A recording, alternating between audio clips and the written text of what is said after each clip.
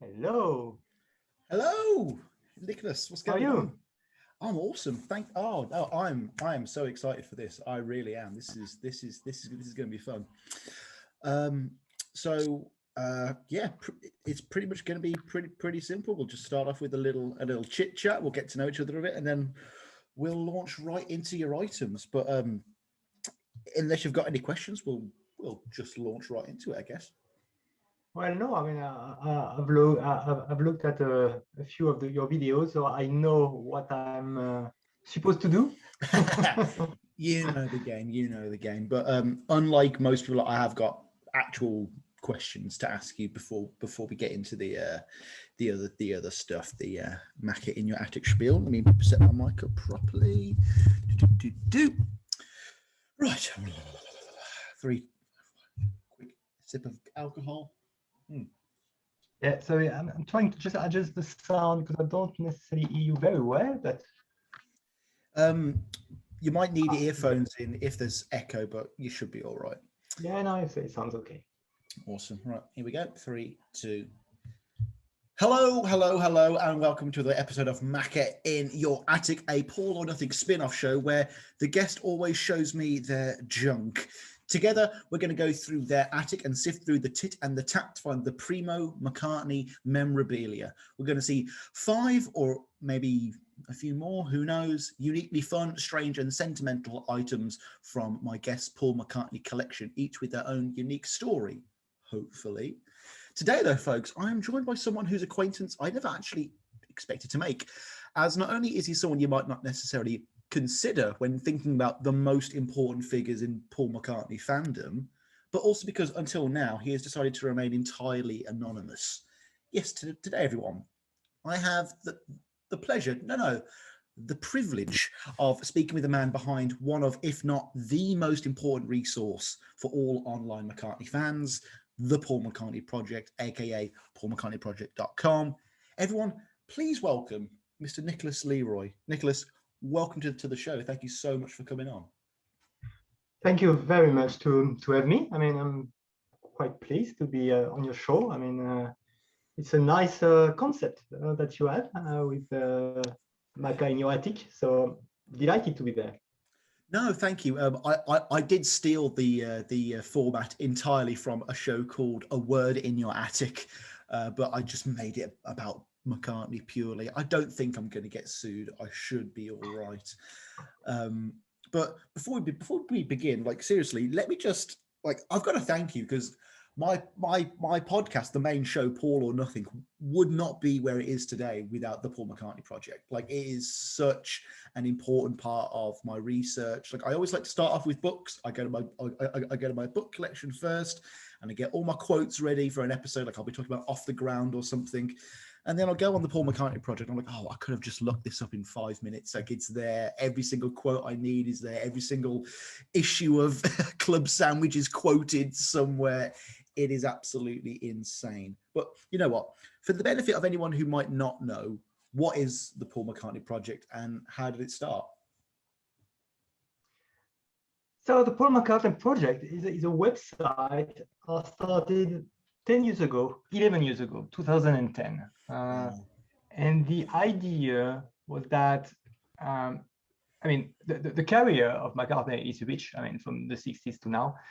And it's all about browsing from one thing to another. So when I buy a CD or a vinyl, I like to look at the booklet. I like to see the artist, the players who have sing on this track or that track, and then I would like to know, okay, this guy has played on this track.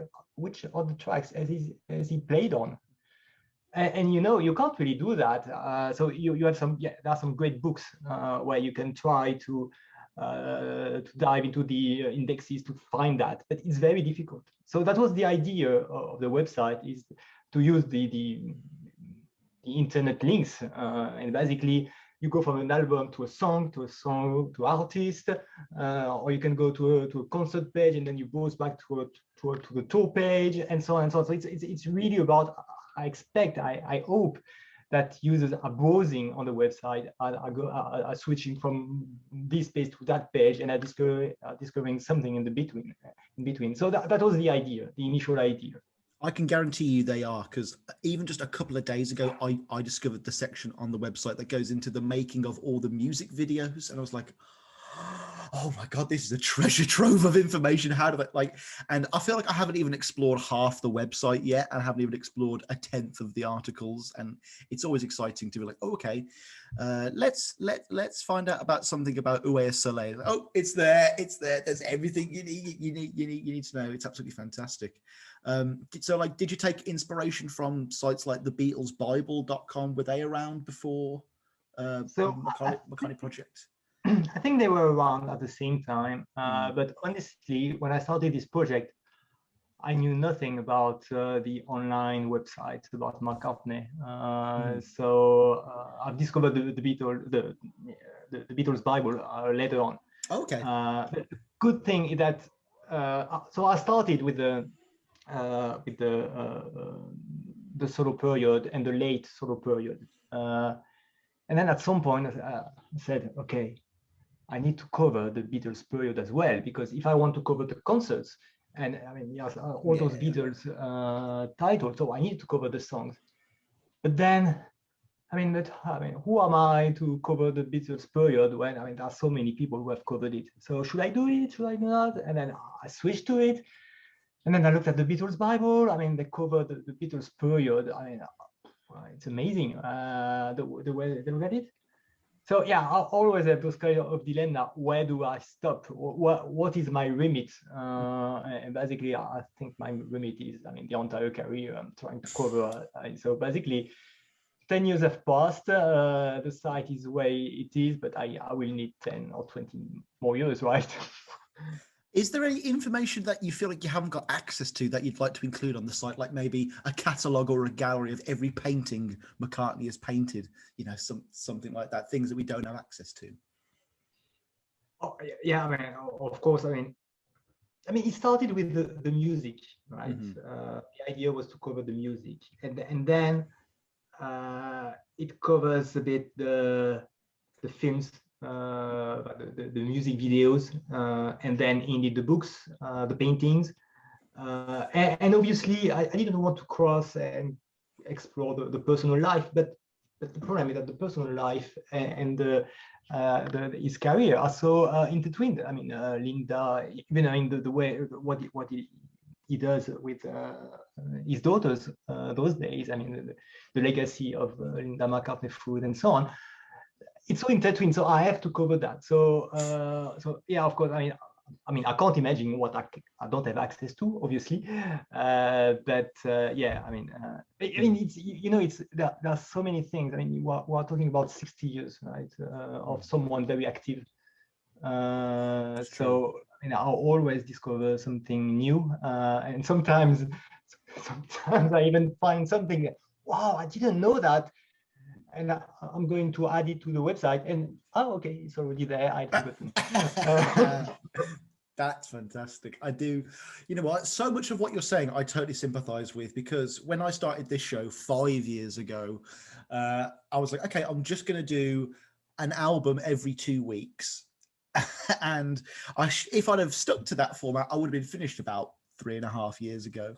And then it's like, oh, okay, well then I'll do a couple of episodes about the music videos, and I'll do a couple of episodes about unreleased tracks, and then suddenly you realize that you're 5 years down the line and you haven't even covered Flaming Pie yet. Like it is a maddeningly expansive catalog of work. And people like say, are we out of Beatles books yet? I'm like, well, no. We need all the books on all the little side avenues now, because we've heard the main story enough times. But all of these bits of trivia are just so easy to get lost in. It's just as ubiquitous as Wikipedia. It's just about Paul McCartney. Exactly. Yeah. So many different hyperlinks to go off at. That's a good tagline, the Wikipedia of McCartney. I thought I should think about it. It is, though. It is that useful for me. And I do find it to be much more credible than Wikipedia, because it's not publicly sourced. It is somewhat privately curated, and I do think that gives it a bit more just credibility, I guess. But do you do it all by yourself, or do you have mods and admins and that kind of thing to help you out? No, it's all by myself. I have a few friends that are pointing me, oh, have you seen this or that? But mostly it's by myself, yeah. And is it done by hand? You literally type every article up, proofread it, read it again, upload it, and then it's done? Like, how long is this? Like, I mean, obviously it's been 10 years, but to even get it up to a point where you can upload the website, like, that still must have been hundreds of articles and hundreds of pages. Yeah, it is. So I mean, I'm lucky to have a background in computing, so I'm able to. So basically, I've built a back office where I mean I can easily input things. For instance, the albums. So if I put a set list of an album, it will auto recognize the songs and link to the songs and so on. So I've built my tool set, right, to speed up things. But I mean, basically, I want to remove all the time lost to input things. I really want to concentrate on the content, obviously. So I mean, it's still a lot of work. I mean, at the moment, I'm digging. I'm covering the White Album, the sessions of the White Album. Man, it's boring. I mean, there are so many days. So I mean, they spent 10 days on Opladi Oplada, doing it 3 times. I mean, they did 2 remakes, and I'm trying to dig into that. So obviously, I mean, I have this here that is helping me. I have the official box set. I have the Beatles Bible, and I'm trying, to spin it into something that is unique. I mean, the Beatles Bible is really great, but I don't want to copycat what they are doing. I mean, I'm just trying to bring a different perspective, and still this idea of linking from one page to another and exploring that way. Have you tried to construct the website entirely without opinion? Is it all just fact? There's no kind of spin personally on it? Yeah, that's what I'm trying to do that. And I mean, there's something that I don't really like in the fandom. I mean, all those forums and so on. That, oh, I've built. I think that this album is crap. Oh no, I think it's great. And then it goes into everlasting conversations. But I think everyone is entitled to like or not like a song, and I don't really see the point in going into debates, right? And I really don't want my website to be about it's not opinionated. So for instance, as much as I like 8 Arms to Hold You, there's a lot of opinions in there. Are there? See, okay, that's interesting, because obviously that's linked at the bottom of Paul McCartney project quite a lot. There's like a little copy of the book, and I had Chip Manager on the show recently here. That was a great episode. I didn't know there was opinions in that, because I remember I was shocked when I read Revolution in the Head, and half of it's really good analysis, and then the other half is just some guy like me who I don't know just going, "While my guitar gently weeps" sucks, and you're like, "What are you on about? What? How is this even in a book?" So, So yeah, I'm trying to stay away from that. So I'm trying to be really factual, and even if, I mean, sometimes Mccartney has talked about a song in an interview in the 80s and another one in the 90s, and it contradicts himself, right? And even in that case, I'm quoting the two because I think that's also important. I mean, the reader can judge what he wants. But yeah, I don't want to take a position. I think the most difficult part when I'm adding some content is when there are uh, um, discrepancies between the sources. So, for instance, if you have, I don't know, if you have Mark Lewison saying, "Oh, this happened during that session," and then you have another authoritative source saying, "No, this happened during that session," and it's very, I mean, in the terms, they are very definitive in the books. Okay, so I have two different views. They seems pretty sure about what they say. I mean, how do I choose, right? So sometimes I don't choose, and I mention it. Levison says A, and this author says B, and sometimes I'm trying to be to take an opinion. It's quite rare, but yeah, sometimes I'm trying to, and it's usually based on I mean, when I correlate with some of the source that I found, right? I think the thing that I really hate is when there are official releases with mistakes in the liner notes. So that, yeah, driving me mad. So I mean, that happens quite a lot in the archive collection. I don't remember. I think it was Venus and Mars, where there are clearly some mistakes in the booklet.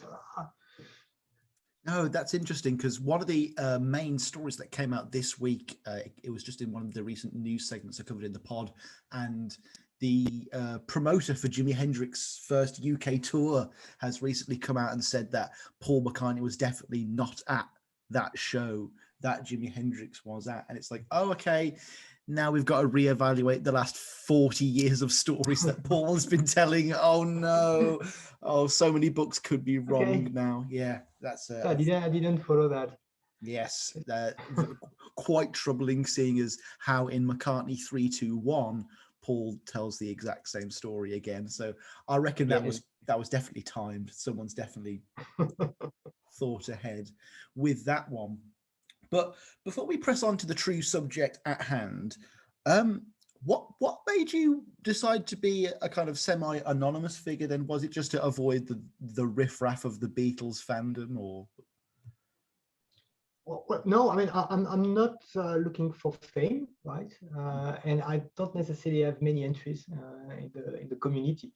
So I'm on the Steve Hoffman forum. I was on Bootleg Zone before he died.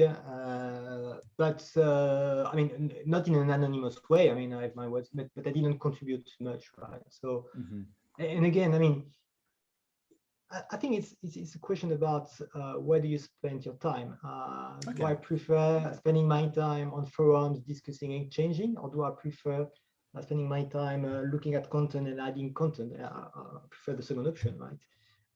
And I think what really, I mean, the pleasure of managing this website is, for instance, when you tell me that it's an important source of information for you, or when I receive some comments on the website where people saying, okay, oh, I found a little mistake here. I mean, that's great. I mean, because I mean, the person has spent time to read into the details, has enjoyed the details, and feels that he can contribute. So that, I mean, those are the little pleasure, and obviously the traffic curve, right?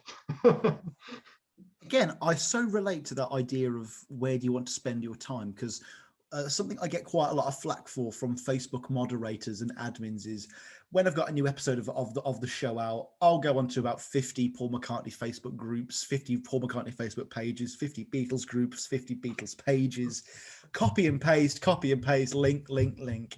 And it's scummy. I know it is. And no, I don't contribute to any of these pages. I don't start any conversations. I barely comment. I mostly only comment on other podcasters' pages. And that's because, no, I don't have the time to sit around and say, no, lovely Rita Meter Maid's better than She's Leaving Home. And it's like, what am I actually getting from that? I could put that time into just making another episode of the show. So I'm glad we're on the same page, Nicholas. I really am. That's put me in good stead. But you know what? Let's move on to your Macca Attic collection. And first question, as always, have you actually had to go into an actual attic to get any of this stuff, or has this mostly been around you at hand? No, I bought all of the stuff I have. I mean, so I mean, it went in stages. I bought the first items in the late 90s. I was a fan, but not that much, right? And really, I started collecting when I started the website. Oh, okay, that's interesting. That's And interesting. I think really it's getting worse and worse. Yes, yeah. That's But the thing is, I that's mean, kind of how it goes. my Yeah. collection, I mean, they are not so. It's not so much centered on the music. Strangely, it's more centered. You will see it with the items that I've chosen. It's more on the books, on the on things that will bring me some knowledge. Basically.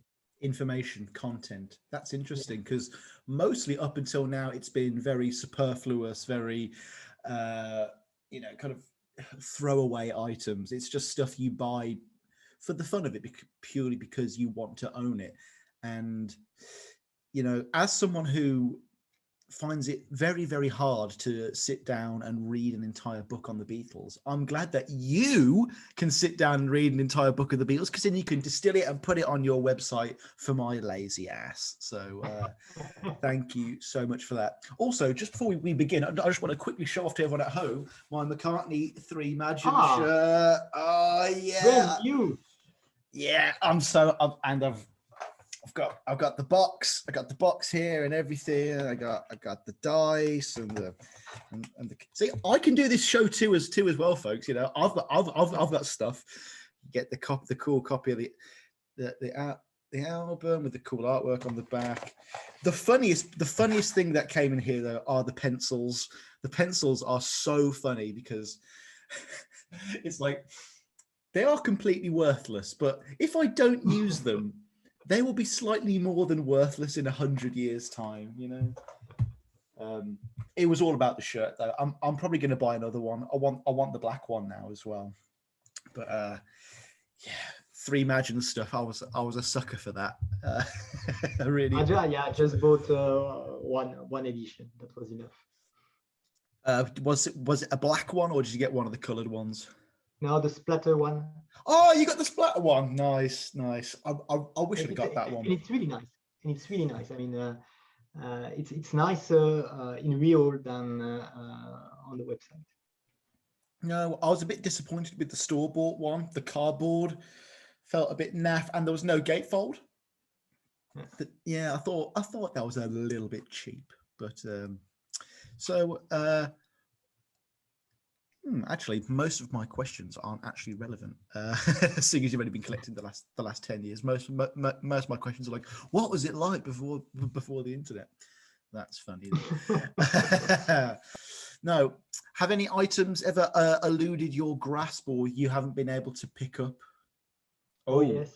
Oh, that was a very immediate yes. No, I will present you one that is and I will tell you. Oh, maybe I can start with that one. Right? Oh, okay. So, you know what? Let's show me the first item from your attic then. So, I mean, you've mentioned club sandwich, and indeed, club sandwich is very nice content. I mean, there be some amazing stories. So, I mean, there are a lot of club sandwich available on eBay.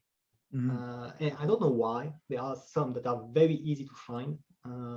Every day there is a new one to buy, and there are some that are very rare, right? And obviously the earliest ones are the rarest. And I was lucky to find club sandwich number 3. Oh, number 3. So it's the July 77. And it's about the recording of London Town. That's insane. Oh my God, that's so cool. And you have some nice, I mean, here you have the story of the recording of London Town by Mark Vigars, which was a recording engineer. So it's really from the source. I mean, and that's great. I mean, they were letting the recording engineer write an article on Club Sandwich for the fans. You don't and the next page, you don't that's get that all, today, do you? Oh my God! Like, could you imagine like Greg Kirsten writing an article about Egypt Station? You know what I mean? Oh my God! Yeah, no, it's That's so cool. and yeah, I mean, things that have eluded me. It's number one, number two, number four. I was about to buy them, and really, I mean, I bid very high, and it went even higher. Come on, whoever bought that must be watching right now. Come on, whoever it is out there who bought number 1, 2, and 4, get in contact with the show so we can have a look at them.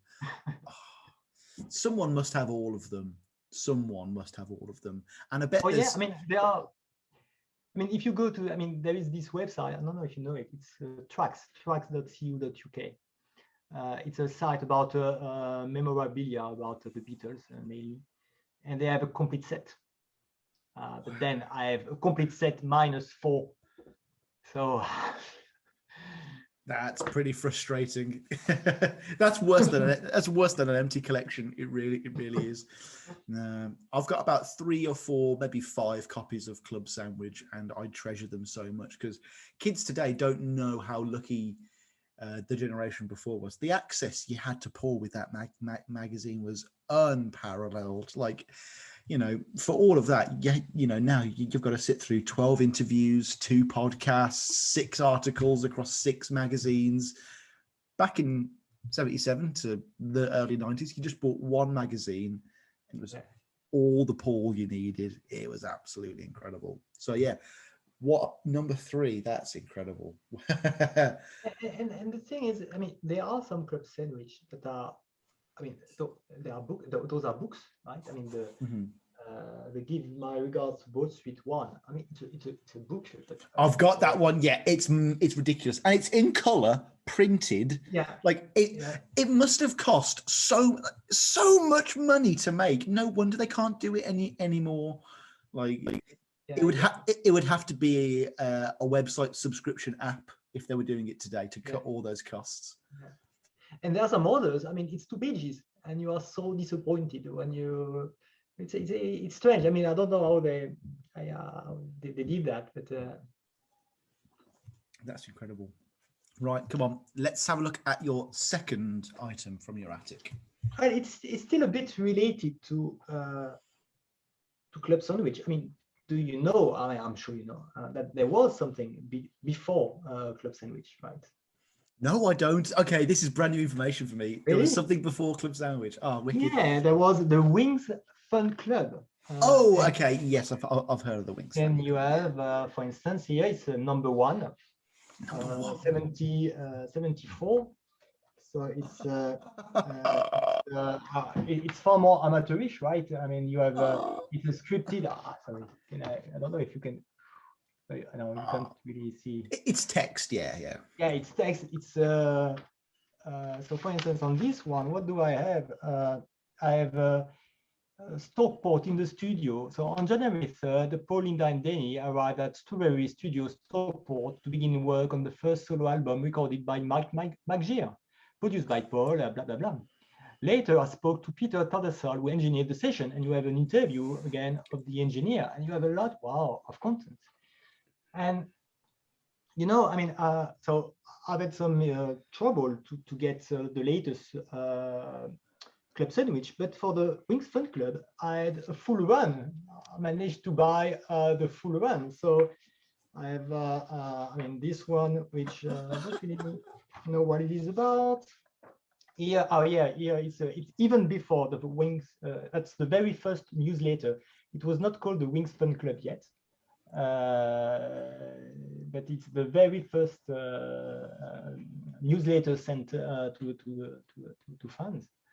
And I mean, it started to get a bit better after that. Here it's about special UK tour, so 75. You have Wings at the Speed of Sound. Wow. Oh, I know it's the lyric book of Wings at the Speed of Sound. This one is about again 74. So I think it's it should be Venus and Mars. Looking at the picture with Geoff Britton. Then the Wings official fan club. Oh my god! And this one is about Wings over America. And you know, sometimes when you buy this stuff, what is nice is that you have you know a bit something about the fan who have collected. So I mean, with this set, I got this postcard, right? And with some note from Sue, which is basically the person who were managing the fan club, and who were also managing the club sandwich. She said, "Yeah, Lisa, we are sold out of black shirts. What do you want instead?" So that's funny. I mean, you have a glimpse of. I mean, there was fans in the 70s, right? Oh my god, that's so cool. I've got nothing further to say. That's just so cool. Oh my gosh. And this is something I haven't really dig into for the website. So why not, Nicholas? Why not? Stop the episode right now. That's what you're doing for your homework tonight. You're going to crack open issue 1 and I mean, one of my questions for you was like, what is there left in the future for you to expand into the website? And that is one of them. Also, you need a section for podcasters as well, but not going to press you on that one. Not going to pressure you on that one or anything like that. I'd like to be entry number 3 at the least. But it's clearly in alphabetical order, but I'm still number 1. Come on, 3rd place. What do we have? What do we got? Well, I mean, I'm still continuing. I mean, we're getting back in time. So, I mean, the club sandwich, it started in 77. The Wings Fun Club, it was from 74 to 77. And now we will be back in 72. And that's the tour book of the Wings over Europe. Wings of Europe tour, but I've never seen this. I've seen over America. I've seen the Japanese one. God knows how many times. Okay, and it's in perfect condition. I mean, I'm pretty impressed. So what do we have here? We have the list of a concert with a few photos there. You have the presentation with the. So this one is fun. I mean, for each band member, they said born in, birthplace, yes, eyes, yes, weight, 2 stones. So that's for Mccartney. Hobbies, Vickers, stamp collecting, favorite music, good. Favorite artist, Wee Willie Harris. Favorite color, all. Favorite food, chips. Pet hates, common market. Favorite sports and pastime, running. Ambitions, very. Loves of life, Linda and Bratz. That is very similar to the opening of the James Paul McCartney TV special, isn't it? You know, with all those random little questions and stuff. Yeah. That's fun. That is. I like that. So after that, there is a small history of this young band. You have a few lyrics, some pictures, and then you have an interview of Paul, Linda, and Billy. Oh my god! Oh my gosh! That's got to be a treasure trove. That is. Oh my gosh! But I'm like you. I mean, I love the tour books, so I have many tour books, and usually there's some good stuff in there. I've noticed with tour books, when you're at the actual tour, you'll look at the price and go, "I'm not paying that," and then but 30 years you'll pay 10 times that much to get it when you actually want it. That happens it's the same with merch. You know, I'm not paying £30 for a Paul McCartney t-shirt on eBay. Paul McCartney t-shirt, $250, and people buy it. Oh. Indeed, you're right. Something I've noticed though, especially since I've got a Patreon now and I've got a bit of disposable income, and I'm always very transparent about that. Like, you know, I'm not wearing this shirt with my own money. You know, this is your copy of the album, everyone. If you're watching this is your copy of the album. But you know, 5 years ago when I started and I was dirt poor, I was very proletariat, and I was like, you know, there should only be one copy of the album and it should be cheap. And it's a very cynical way of looking at the world. And if someone wants to spend a couple of $100 on a tour book, I'm so behind that now. I'm so behind that because, you know, life is so short. And one of the things I've tried to, you know, inspire with this show is just the idea that if you can make yourself happy for 2 seconds in this dark, depressing, horrible world of pain, and if you can buy yourself a stupid Paul McCartney shirt and make yourself feel happy for 2 seconds, what's wrong with that?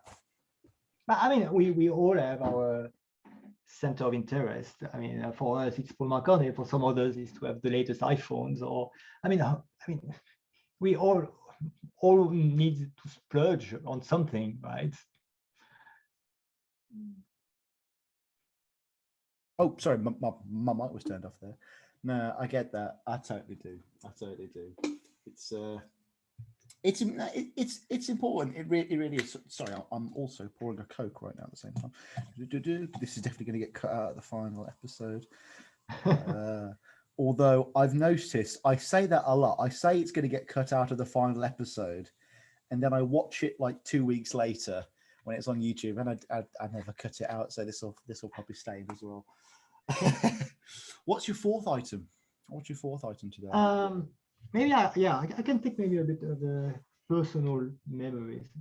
So I mean, I discovered the Beatles with my first English teacher. So the first year I studied English at school, I've learned Hello Goodbye. And I got this teacher for 4 years in a row, and the fourth one. That's sorry to interrupt. That's such a funny song because it's got so many of the words you need to learn English. Yeah. Hello, goodbye. Yes, no, maybe. It's really clever. It's clever. Yeah, it really is. Like Yellow Submarine. That's not going to teach you anything about English at all.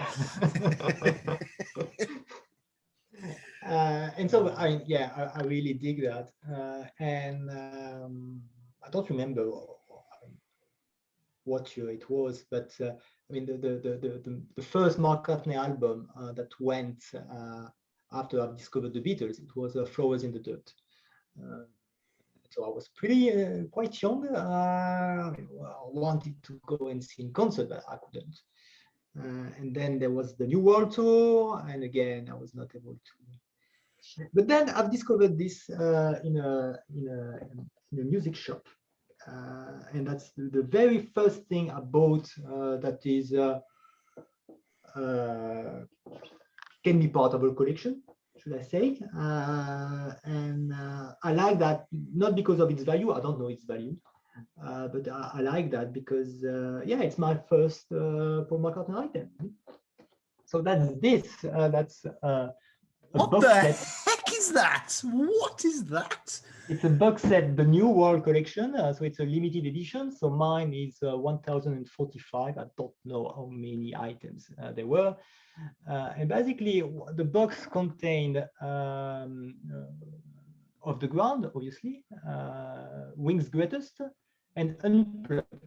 So at the time, it was very hard to find Unplugged in CD because it was limited. So there was a shortage. So I bought that, and I had the pleasure to listen to Unplugged.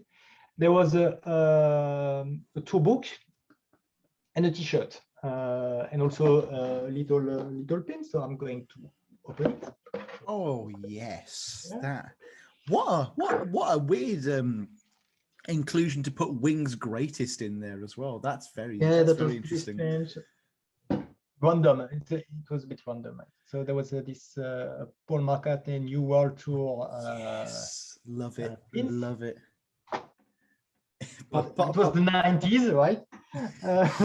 It's like something Captain Kirk could wear on Star Trek. So the T-shirt is not there. The T-shirt is downstairs or somewhere. So I have one of the ground, and again the other CDs are somewhere. And then there was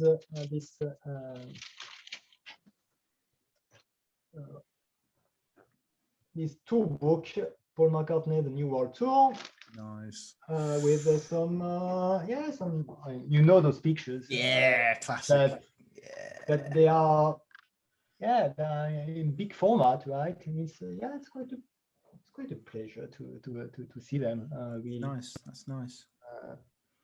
So yeah, I mean, honestly, don't know the value it has. It's surely not a lot. But personally, I mean, it's a very I think that's more valuable than you would give credit there. I'd never even heard of that. What a cool collection. Like just putting 3 albums together, giving a few more reprints of Unplugged. I like the sound of that. That's what a cool. I love the box as well. Like it's so 90s. just busy and cluttered and like oh my god, that's fantastic. Right, what's your final item for today then? Let's have a look. So yeah, again talking a bit about myself. I mean, so I was a fan of Mccartney for a long time, but I was not collecting. I was a fan listening to the music, and that's it. And in 2009, McCartney decided to tour in France. So I looked at the dates in Paris, right? It was the Good Evening Europe tour, and there was those VIP packages. I was looking at them, and it's expensive, right? And my friend told me, well, you shouldn't. I said, I don't know. How old is he? Wow, close to 70. Hey, maybe it's your last chance to see him live. So you should go and take this VIP package. So finally, I took the VIP package, and that's the badge that you have to wear to access the VIP package.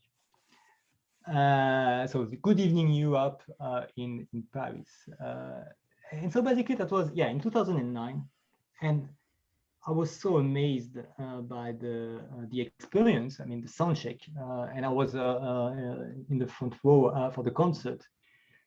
And basically that helped me to re-engage with McCartney, right? The music and so on. And basically that led to the Paul McCartney project. So this experience really led to that. But my girlfriend was wrong. That wouldn't be the last time I would see Paul McCartney. So I did the Out There tour in VIP. I did the one-on-one in VIP. And basically, I brought her to the Freshen Up tour, right? And you know what? You need to frame them. You need to frame them. Oh my God. And you know what? I mean, I should not say that, right? I'm a bit bored during the real concert, because the pleasure, the beauty, it's really the sound check. The sound check, it's such amazing. And after that, you get to the real concert and you hear the same old songs, right? But I mean, during the sound check, you have some a raw experience, and it's not as controlled, as detail oriented than the real one. And so it's the sound check is the real thing for me. No, and you can tell because the Paul McCartney project at the bottom with those graphs where it shows where the song's been played, it'll be when it's been played in concert in one color, and then the sound check will be a different color, and then that will just boost it up, and you'll have a song like Fixing a Hole played in concert once or twice, but actually in the sound checks, you could have heard it 50 times if you had enough time and money. They are incredible. Like the memories associated with just those 4 little pieces of plastic That's incredible. And the fact that they led into the website that you now run, which led to me starting the podcast, which led to you coming on today. It's all wheels within wheels. It was all meant to happen. It was destiny. And thank you for showing me those 5/8 items. That was incredible. Like, once again, Nicholas, folks, behind the scenes, Nicholas was another one of these guests who was like, "Oh, I'm not sure I've got enough. I'm not sure that there's, I've got enough interesting stuff. I've seen the suitcase. I've seen the Run Devil Run box set." And once again, you've proven how wrong you were, because those were 5 incredible items with 5 incredible stories. And thank you for coming on to tell them. Thank you so much, dude. Thank you. No, and you know what? More importantly, thank you for creating the Paul McCartney project. Folks, if you haven't checked it out already, if you like Wikipedia and you like Paul McCartney, if you like ease of access to wide information, go and check out paulmccartneyproject.com. It is, it's it's Paul McCartney Project, isn't it? Yeah. No, it's dash Paul McCartney project.com. Paul McCartney project.com, and the links will be down below, folks. I can't believe I've just embarrassed myself like that, but that is par for the course for me on this show, folks. Everyone, thank you for checking out another episode of Macca in Your Attic. My guest today has been Mr. Nicholas Leroy from thepaulmccartneyproject.com, and he's just shown me his junk. Peace out, peace and love. No more interviews. Play us out, Denny. And we're done. There we are, man. Thank you so much. Thank you. That was wicked. Thank you very much. It was a nice conversation. You've launched those podcasts 5 years ago. So are you collecting for many more years, or you started getting into it recently? So it started just before the podcast, because my dad gave me a copy of Sgt. Pepper on vinyl, The Band on the Run, and Wings' Greatest. And then from then on, I bought, and then in the same day, I bought a copy of the Magical Mystery Tour American pressing, which had the 2 discs. The big full album. And then I had Ram and McCartney all on the same day. And just from that point on, I was like, yeah, I could do this. But I did a Tom Waits podcast first. And once we'd had our Lennon and McCartney split after we'd finished the show, I was like, very much like you, I'm probably going to keep this in the Patreon for the people at home, because it's still relevant. Like, I didn't want to approach the Beatles as a topic, kind of in the way that you did, because it's like everyone else has done it, and how, what am I going to say except for just my own opinion? But Paul was a slightly more expansive topic there, and then literally the month I start, 2 Legs started as well. And Take It Away had already existed, I believe. Obviously, Take It Away is now since finished with the passing of the host. That was completely tragic. That's one of the most fucked up things ever, really. But yeah, quite a few McCartney casts now, trying to separate myself from the fold, trying to have guests that aren't just on 2 legs all the time. But you've learned fast. Yeah, no, it's all been on the fly. This is a learning experience for me in terms of the music and in terms of the art of podcasting and media and YouTube and all that jazz. I need an intro for this show. I need little graphics to go around the edge and stuff like that, and maybe like in your screen it goes bing, like number 1 or something like that, number 2 bing, something like that. I should just hire an editor, really. But again, how do you want to spend your time? How do you want to spend your time? Right, man. I'm going to go and have some dinner. So I'm going to love you and leave you. Thank you so much. I'm sure we'll speak soon, because I'll probably want to get you back on to talk on the podcast sometime soon as well. So that would be my pleasure. Peace and love. Take care, man. Cheers. Bye-bye.